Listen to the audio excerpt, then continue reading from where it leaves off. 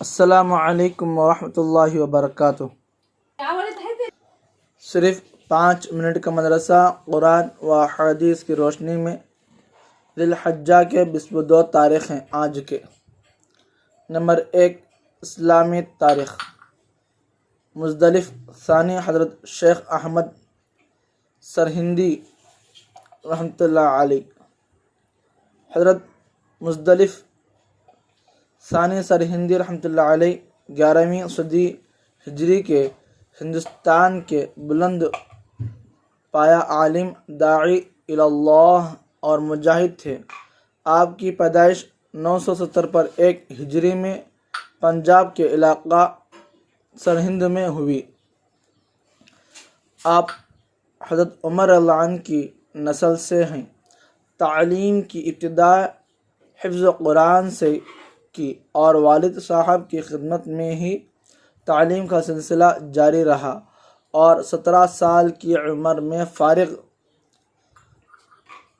التحصیل ہو گئے۔ شروع میں والد صاحب سے طریقہ چشتیہ میں بیعت کی، پھر سلسلہ قادریہ بھی حاصل کیا۔ والد صاحب کی وفات کے بعد حضرت خواجہ باقی باللہ سے بیعت ہوئے اور خلافت عطا ہوئی۔ اس کے بعد دعوت و تبلیغ میں مشغول ہو گئے۔ سنت و بدعت، شریعت و فلسفہ اور تصوف، اسلامی اور رہبانیت کے فرق کو واضح کیا۔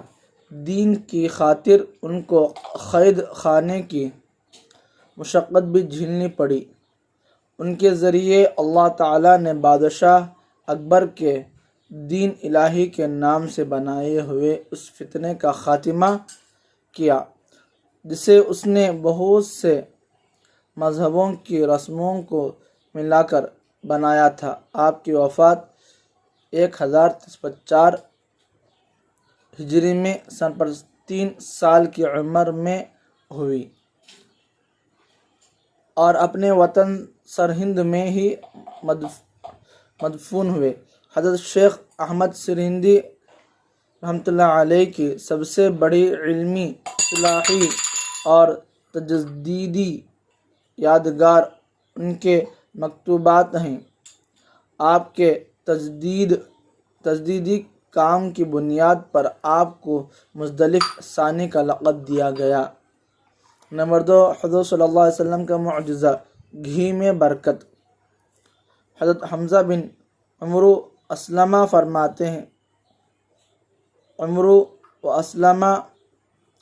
فرماتے ہیں، غزوہ تبوک کے سفر میں گھی کی مشق کی ذمہ داری میری تھی۔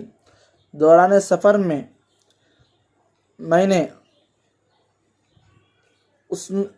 اس میں سے تھوڑا سا گھی نکالا اور حضور صلی اللہ علیہ وسلم کے لیے کھانا تیار کیا، اور مشق میں دیکھا تو گھی بہت ہی کم بچا تھا۔ میں نے وہ مشق دھوپ میں رکھ دی اور میں سو گیا۔ اچانک میں نے گھی کے بہنے کی آواز سنی تو میری آنکھ کھل گئی۔ دیکھا تو گھی بہہ رہا تھا۔ میں جلدی سے کھڑا ہوا اور مشق کا منہ پکڑ لیا۔ حضور صلی اللہ علیہ وسلم نے مجھے دیکھ کر فرمایا، اگر اس کو چھوڑ دیتے تو پوری وادی گھی سے بہنے لگتی۔ نمبر 3، ایک فرض کے بارے میں وصیت پوری کرنا۔ قرآن میں اللہ تعالیٰ فرماتا ہے، چند وارثوں کے حصوں کا ذکر کرنے کے بعد فرمایا، یہ سب وارث کے حصوں کی تقسیم میت کی وصیت کی ہوئی چیزوں کو پورے کرنے اور قرض ادا کرنے کے بعد کی جائے گی۔ فائدہ، میت نے اگر کسی کے حق میں کچھ وصیت کی ہو تو وارثوں کو ان کا حصہ دینے سے پہلے میت کے چھوڑے ہوئے مال کے تہائی حصے سے وصیت پوری کرنا واجب ہے۔ نمبر 4، ایک سنت کے بارے میں اولاد کو نمازی بنانے کی دعا۔ اپنی اولاد کو نماز کا پابند بنانے کے لیے اس دعا کا اہتمام کرنا چاہیے۔ یہ حضرت ابراہیم علیہ السلام کی دعا ہے جو انہوں نے اپنی اولاد کو مکہ مکرمہ میں چھوڑتے وقت پڑھی تھی۔ رب اجعلنی مقیم الصلاۃ ومن ذریتی ربنا وتقبل دعاء۔ ترجمہ: اے میرے رب، مجھ کو اور میری اولاد کو نمازی بنا دے، اور اے میرے رب ہماری دعاؤں کو قبول فرما لے۔ نمبر 5، ایک اہم عمل کی فضیلت، اذان شروع ہوتے ہی دعا پڑھنا۔